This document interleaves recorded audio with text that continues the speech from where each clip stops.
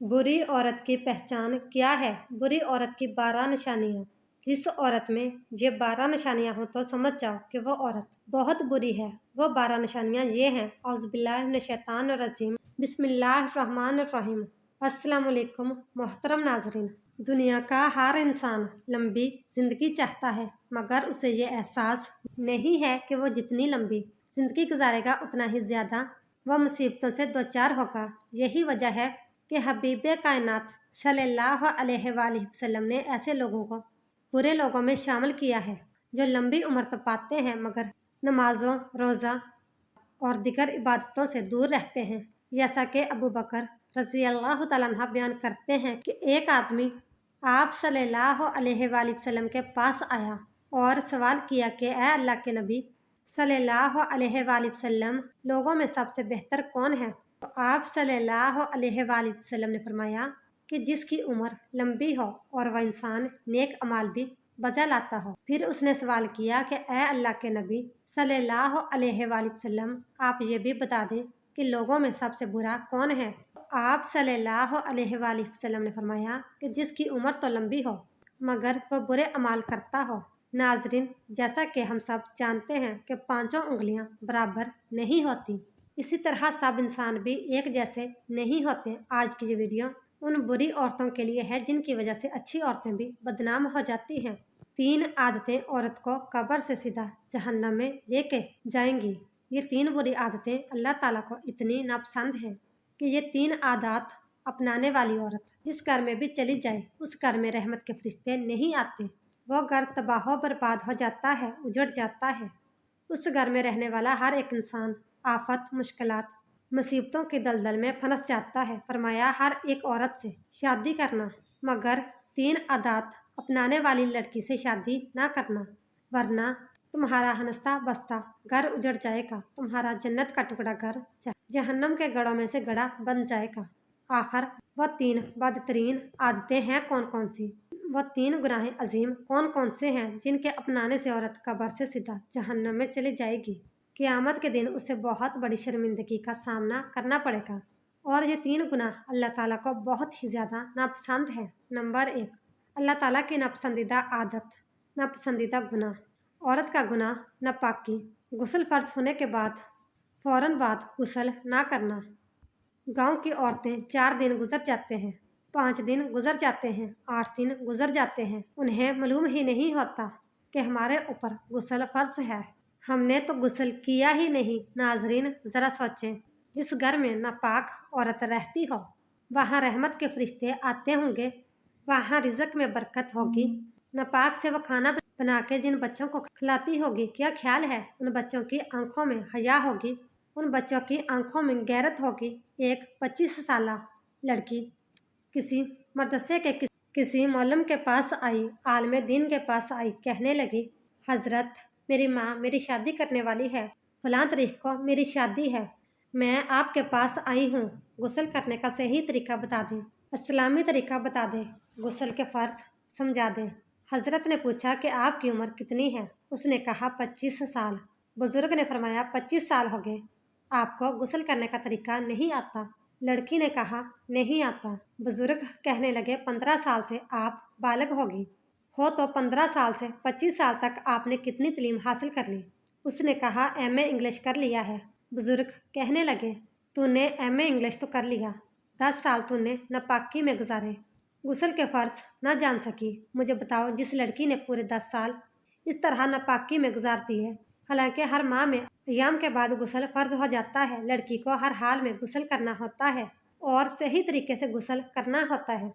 मौलम ने कहा इसका मतलब 10 साल गुजर के आपने गुस्ल नहीं किया, 10 साल आपने नापाकी में गुजारे, आपने ABC तो पढ़ ली, MA इंग्लिश कर लिया, काश कि तू गुस्ल के फ़राइज़ भी जान लेती। और जो औरत गुस्ल करना नहीं जानती उससे कलमे आते होंगे, जिस औरत को 6 कलमे नहीं आते, क्या ख्याल है उससे नमाज का तरीका आता होगा? जिस औरत को नमाज का तरीका नहीं आता, क्या वो नमाज पढ़ती होगी? जिसको नमाज पढ़ने का तरीका नहीं आता, क्या उसे अल्लाह की पहचान होगी? जो नमाज नहीं पढ़ती, जो कुरान नहीं पढ़ती, उसको अल्लाह की पहचान कैसे होगी? हरगिज़ उससे अल्लाह की पहचान नहीं होगी। फरमाया सब कुछ करना, لیکن ناپاکی سے بچنا۔ بزرگ نے فرمایا جلدی سے توبہ کرو اور غسل کا طریقہ جان لے، نماز کا طریقہ سیکھ لے، یہ زندگی کے لمحے تیرے لیے غنیمت ہے۔ انہی لمحوں میں خدا کی یاد اور محبت کے دیے اپنے دل میں جلا لے۔ معلوم نہیں پھر فرصت ملے نہ ملے، معلوم نہیں پھر یہ زندگی کے لمحے ملے نہ ملے۔ ناپاکی اللہ تعالیٰ کو بہت ہی ناپسند ہے۔ فرمایا ناپاک رہنے والی لڑکی سے کبھی بھول کر بھی شادی نہ کرنا، ورنہ یاد رکھنا برکت سے ہاتھ دھو بیٹھو گے۔ فرمایا دوسرا گناہ، دوسری بری عادت غیبت کرنا۔ جہاں دو چار عورتیں اکٹھی بیٹھی ہوں وہاں غیبت شروع ہو جاتی ہے۔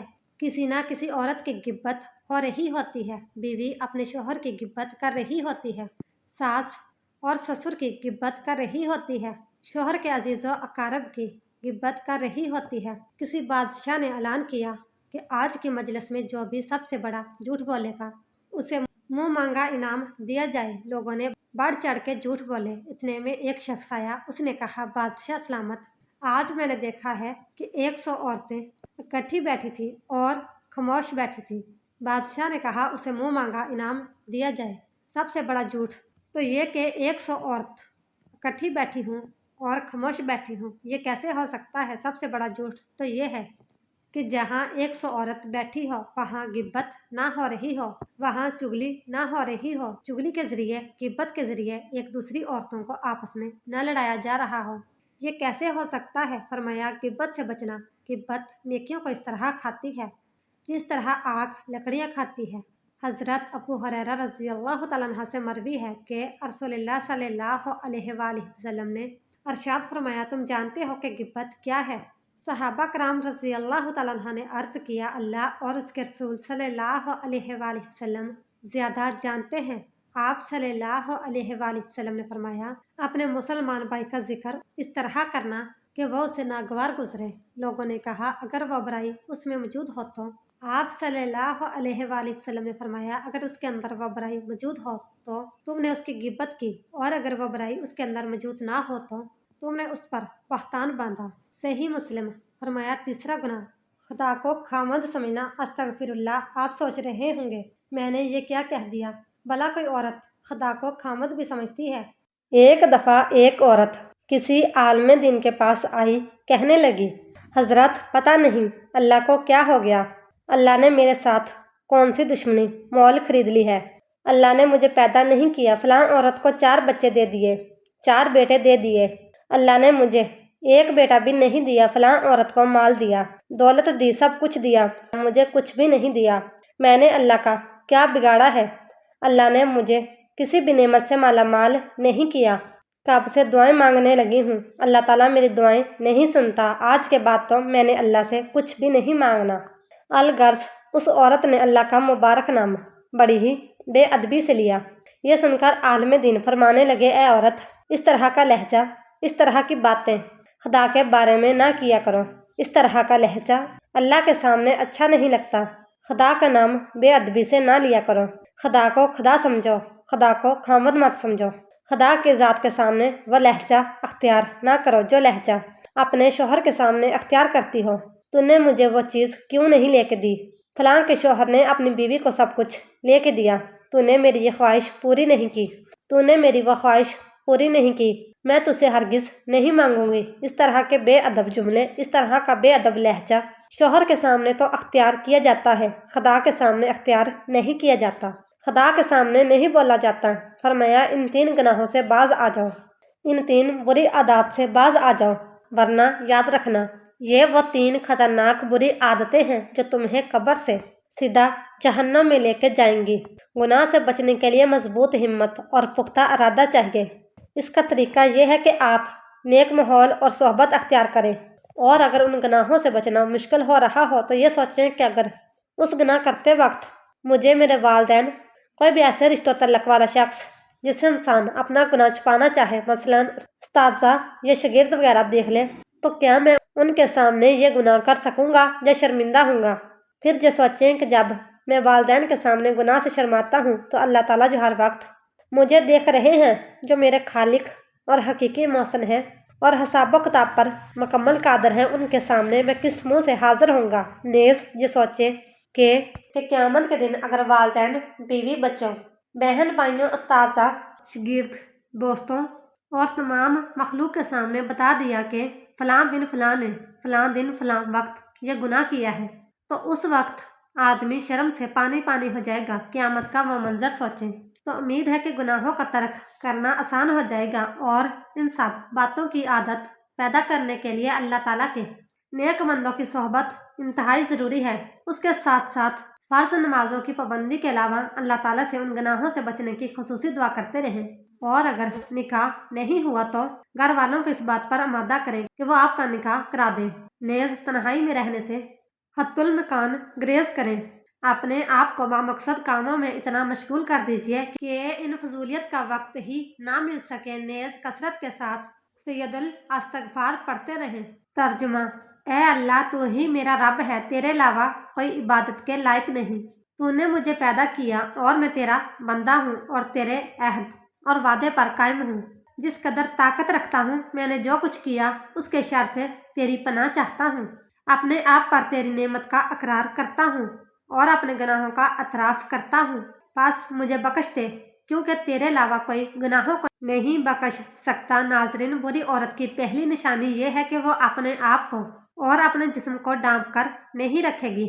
नंबर 2, वो अपने शौहर की नाफरमान होगी, हर वक्त अपने शौहर से लड़ाई करेगी, उसकी इज्जत नहीं करेगी। नंबर 3, बहुत बदज़ुबान होगी, हर वक्त उसकी ज़ुबान कैंची की तरह चलती रहेगी। नंबर 4, गैर मर्दों के सामने अपने बालों की नुमाइश करेगी।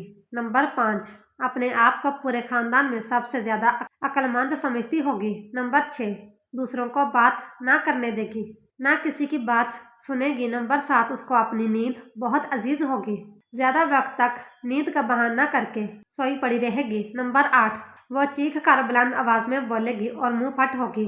नंबर 9, गैर मर्दों को दिखाने के लिए बरीक और दिखावे वाले कपड़े पहने।